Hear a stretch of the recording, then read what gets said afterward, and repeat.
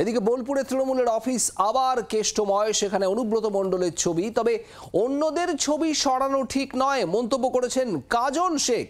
লালমাটির রাজনীতি থেকে এবার দ্বন্দ্বের আভাস। অনুব্রতকে অভিবাদন জানাতে সেজে ওঠে গোটা তৃণমূলের পার্টি অফিস। বোলপুরে একে একে সরিয়ে দেওয়া হয় সেখান থেকে অভিজিৎ চন্দ্রনাথদের ছবি, সরিয়ে দেওয়া হয় বিকাশ রায়চৌধুরীর ছবিও। লোকসভায় বীরভূমের 2টি আসন জিতিয়েছে কোর কমিটির সদস্যদের ছবি সরিয়ে দেওয়াটা ঠিক হয়নি। ছবি সরানো প্রসঙ্গে মন্তব্য তৃণমূল নেতা কাজল শেখের।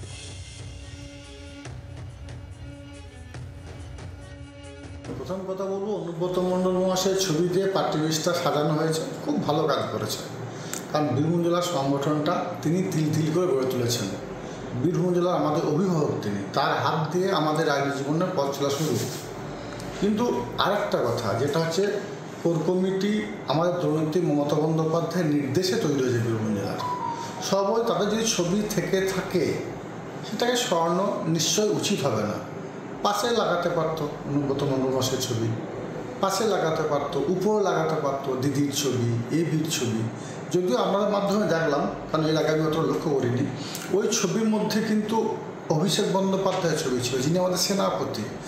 ওই পোস্টারের মধ্যে আমার দিদির ছবি ছিল, যাকে আমরা হৃদয়ে রেখে রাজনীতিটা করি।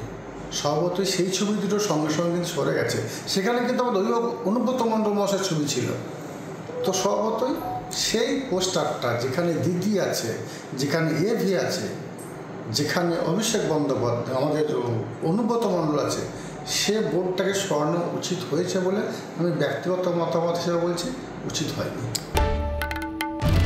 বাংলার আওয়াজ, বাঙালির আবেগ, জি 24 ঘন্টা।